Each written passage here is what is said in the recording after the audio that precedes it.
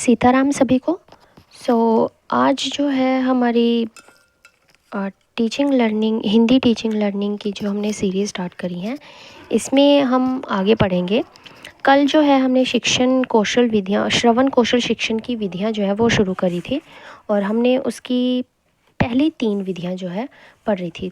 तो वो पहली 3 विधियाँ कौन कौन सी थी? पहला था खेल विधि, जिससे कि हम खेल से सुनकर जो है खेल के नियमों को बताकर या खेल के निर्देशों को देकर जो है छात्र बच्चों का श्रवण कौशल का विकास करता है। जब वो अब खेल विधि करवाते समय अपना जो है निर्देश देता है, खेल के लिए जो रूल्स बताता है, इंस्ट्रक्शंस देता है, उसे सुनकर बच्चों का क्या है, वो ध्यान से सुनने को जब उन्हें बोलेगा तो वो ध्यान से सुनेंगे और एक ही बार में उनका क्या हो जाएगा, श्रवण कौशल का जो है विकास होता है, स्वतः ही विकास होता जाएगा। आगे है सस्वर वाचन। जब पढ़कर हम बोलते हैं तो क्लास में जब टीचर पढ़ाता है, किसी बच्चे से रीड करवाता है, तो उसे क्या करना चाहिए कि उन्हें कहना चाहिए कि एक ही बार पढ़ा जाएगा, इसे ध्यान से सुनना है और बाकी फिर सभी बच्चों से बुलवाया जाएगा, देखा जाए कि वो कैसे बोलते हैं। इससे क्या होगा, बच्चों को ये भी कह दिया जाए कि वो कोई जितने शब्द याद करेगा उसे उतने ही अंक जो है प्राप्त होंगे। और इससे क्या होगा, बच्चों की जो उच्चारण में शुद्धता है या उसे भी जो टीचर है वो प्रयास करेगा कि वो उसे शुद्ध कर सके और अच्छे से समझा सके, और किस बच्चे को कितना आया है ये सब जो है टीचर को पता चल जाएगा। इससे क्या होगा कि बच्चे जब सुनेंगे तो उनके श्रवण कौशल का स्वतः ही विकास होगा।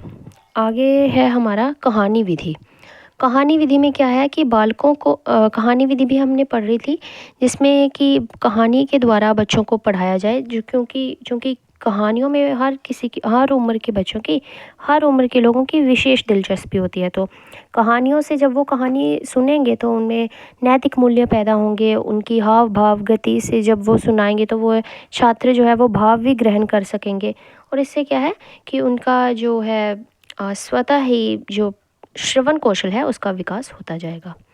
आगे हम पढ़ेंगे श्रुतलेख। श्रुतलेख है चौथा पॉइंट।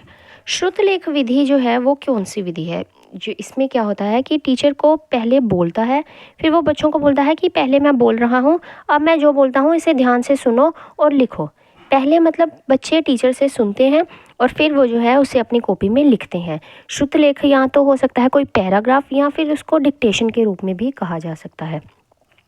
मतलब जो इसमें टीचर है पहले वो वर्ड्स बोलता है या पहले वो पढ़कर बोलता है, उसके बाद बच्चे उन्हें सुनते हैं साथ ही साथ और उसके बाद अपनी किताबों में जो है लिखते हैं। आइए हम इसे पढ़ते हैं। देखिए, और साथ में क्या होगा कि जब वो टीचर पढ़ाएगा तो बच्चे जब लिखेंगे, उनका लिखित तो चलो अच्छा होगा ही होगा, लिखित कौशल का विकास तो होगा ही होगा, वो बाद की बात है। अभी जो है उनका क्या होगा, स्वतः ही श्रवण कौशल का जो है विकास होता जाएगा, है ना। आगे है शुद्ध लेखन के अभ्यास कराने के लिए प्राय शुद्ध लेख का प्रयोग किया जाता है। बिल्कुल सही। अब जब गलतियां करते हैं बच्चे, उनकी गलतियों को दूर करने के लिए लिखवा कर देखा जाता है श्रुत लेख। जैसे डिक्टेशंस होती है ना, बच्चों को एक एक वर्ड लिखवाया जाता है, तो फिर उससे क्या होता है, बच्चों का अभ्यास हो जाता है और उन्हें वो लिखने में अच्छे सक्षम हो जाते हैं। और साथ ही साथ इससे श्रवण कौशल के अभ्यास में भी सहायता मिलेगी। ऐसे थोड़ी ना बच्चे लिख लेंगे, पहले सुनेंगे, सुनने से क्या होगा, श्रवण कौशल का विकास होगा। आगे है श्रुतलेख की प्रक्रिया से विद्यार्थियों को इसमें अपनी श्रवण इंद्रियों को प्रयुक्त करने का पर्याप्त अवसर मिलता है।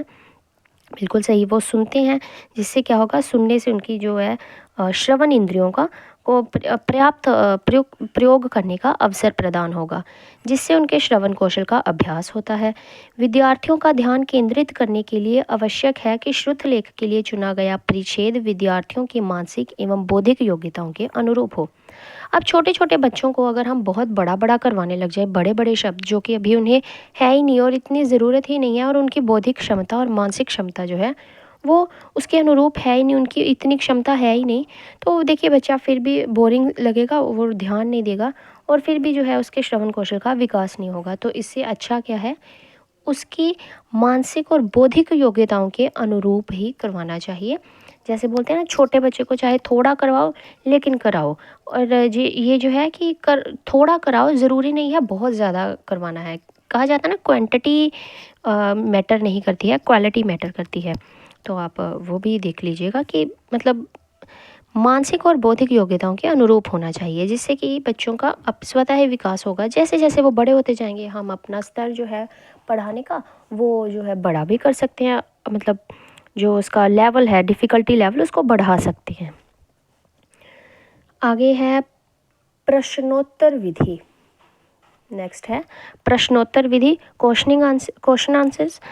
क्वेश्चनिंग करना सबसे पहले। क्वेश्चनिंग में देखिए, जब टीचर जो है कुछ पढ़ाता है तो वो जो है क्वेश्चनिंग करते हैं, बच्चे क्वेश्चन करते हैं, टीचर क्वेश्चन करता है कि बताओ मैंने इसमें क्या बताया था, अच्छा चलो बताओ बेटा इसका क्या आंसर होगा। या बच्चे पूछते हैं कि मैम इसका कैसे कर सकेंगे। हाँ, कई सारे सवाल बच्चों के मन में आते हैं, बच्चे पूछते हैं।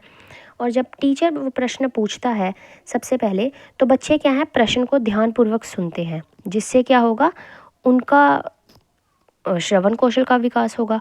और इसमें ये भी हम कह सकते हैं कि अध्यापक को कह देना चाहिए कि बच्चों देखिए ध्यान दो कि हम प्रश्न एक ही बार पूछेंगे और मुझे इसका उत्तर जानना है, मैं सभी बच्चों से उत्तर मांगूंगी। अब क्या है कि जब बच्चों को हम कह देंगे कि हम आप में से किसी को भी उठाकर उत्तर पूछ सकती हूँ, पहले मेरे प्रश्न को ध्यानपूर्वक सुनो, तो बच्चा क्या है, सब बच्चे अटेंटिव होंगे, सुनेंगे, हर कोई सुनेगा, हर कोई अपनी श्रवण इंद्रियों का प्रयुक्त रूप से जो है यूज़ करेगा। और ऐसे मतलब बोरिंग नहीं होंगे और बिल्कुल ढील देकर नहीं बैठेंगे, ध्यान से सुनेंगे, क्योंकि उन्हें पता है कि अगर हम सुनेंगे ही नहीं तो जब हमें मैम आंसर पूछेंगे ना तो हम नहीं दे पाएंगे आंसर। आगे बढ़ते हैं। इस विधि से विद्यार्थियों में सतर्कता बनी रहती है, वही जो मैंने कहा अटेंटिव होकर बच्चे रहेंगे। उनसे विषय संबंधी प्रश्न पूछे जा सकते हैं, जो टीचर ने पढ़ाया है सब्जेक्ट उससे संबंधी प्रश्न पूछे जा सकते हैं।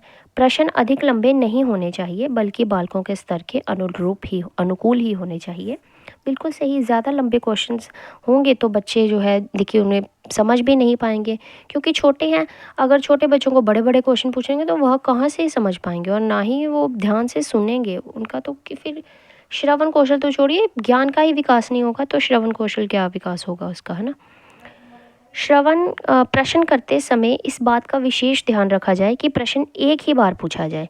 अध्यापक के बार बार एक ही प्रश्न की आवृत्ति करने से छात्रों में सुनने में लापरवाही की प्रवृत्ति विकसित होगी। अब जब टीचर जो है एक ही क्वेश्चन को बार बार रिपीट करता जाएगा ना, तो बच्चों में जो है लापरवाही आ जाएगी, वो ध्यान से सुनेंगे नहीं, उन्हें तो लगेगा मैम बार बार एक ही क्वेश्चन पूछती रहती है। तो अलग अलग क्वेश्चंस पूछने चाहिए। ये नहीं कि हर बच्चे से एक क्वेश्चन आगे वाले से पूछा, वही सेम क्वेश्चन हम दूसरी बार दोबारा नेक्स्ट लाइन में तीसरे बच्चे से पूछ रहे हैं, उसके नेक्स्ट लाइन में हम पहले बच्चे से फिर से वही क्वेश्चन पूछी जा रहे हैं, या एक के बाद एक बच्चे से वही क्वेश्चन पूछे जा रहे हैं। तो ये नहीं होना चाहिए, उससे क्या है बच्चे भी लापरवाही बरतने लग जाएंगे। प्रश्नों की भाषा सरल और स्पष्ट होनी चाहिए, जिससे कि बच्चों को समझ आ सके। अब बहुत ओकी लैंग्वेज होगी तो बच्चों को समझ कैसे आएगी। इस विधि से विद्यार्थियों में ध्यानपूर्वक सुनने की आदत जो है विकसित होती है, तो जिससे क्या है श्रवण कौशल का विकास होगा। नेक्स्ट है वाद विवाद और विचार विमर्श। अच्छा, वाद विवाद और विचार विमर्श क्या होता है आपको पता है ना, जैसे हम डिबेट्स वगैरह देखते हैं और जो हम आपस में कन्वर्सेशंस करते हैं, बातचीत करते हैं, उसे क्या है वाद विवाद और विचार विमर्श की तर्क वितर्क की जो है विधि कहा जाता है। जैसे 5-7 बच्चे जो हैं इकट्ठे बैठकर किसी टॉपिक पर सबकी राय जानते हैं, एक दूसरे से उस टॉपिक पर जो है विचार विमर्श करते हैं। विचार विमर्श करना, अपना विचार देना, दूसरों का विचार जानना, और विचारों को जो है मतलब एक दूसरे के विचारों को सुनना। वाद विवाद जो मतलब उन्हें नहीं सही लगा है उसका तर्क वितर्क करना या उसका जो है कंक्लूजन निकालना, ये सब इसमें आता है। जैसे टेलीविजन्स में भी तो हम देखते हैं ना डिबेट्स होते हैं वो सब, लेकिन इसमें जो है लड़ाई वगैरह नहीं होनी चाहिए। वाद विवाद और विचार विमर्श के केवल भाग लेने वाले के श्रवण कौशल को ही अभ्यास का अवसर प्राप्त नहीं होता, बल्कि इन्हें सुनने वालों को भी अपने श्रवण कौशल के प्रयोग का पर्याप्त अवसर मिल जाता है। बिल्कुल सही, उन्होंने क्या कहा है कि जब मान लीजिए 5-6 बच्चे स्टेज पर बैठकर अपने विचार विमर्श और ये वाद विवाद जो विधि है इसका प्रयोग कर रहे हैं, तो जो बच्चे ऑडियंस जो सारी बैठी है वहाँ पर, वो क्या है वो भी ध्यान से सुन रही है, वो भी उन सब का आंसर प्राप्त करेगी, है ना।